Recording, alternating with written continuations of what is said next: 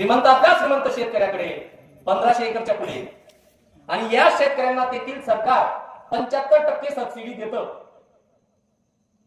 म्हणजे जर तो शेतकरी 100 रुपये त्याच्या शेतामध्ये खर्च करत असेल, त्यातले 75 रुपये हे तिथलं सरकार देतं आणि 25 रुपये ते स्वतः शेतकऱ्याला खर्च करावे लागतात. आणि या शेतकऱ्याचा समजा मका आहे, तर तो शेतकरी मका मार्केटमध्ये आपल्यासारखे 50, 100, 200 क्विंटल आणत नाही.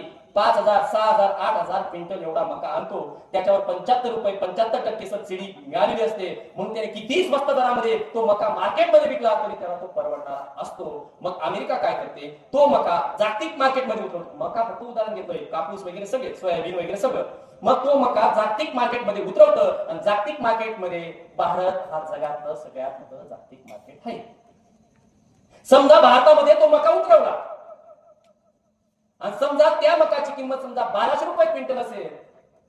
आमची मजुरी, नांगरणी, वखरणी, फवारणी सगळं एकत्र केलं, जर तो आम्हाला 1500 रुपये क्विंटलने जरी परवडत नसेल, आमची अपेक्षा जर 1600 रुपये क्विंटलने त्या कंपनीने, त्या मका फॅक्टरीने तो मका विकत घ्यावा अशी जर असेल, आणि त्या फॅक्टरीला जर 1200 रुपये क्विंटलने जर मका मिळत असेल, तर आपल्या मकाला कुत्र विचारणार नाही.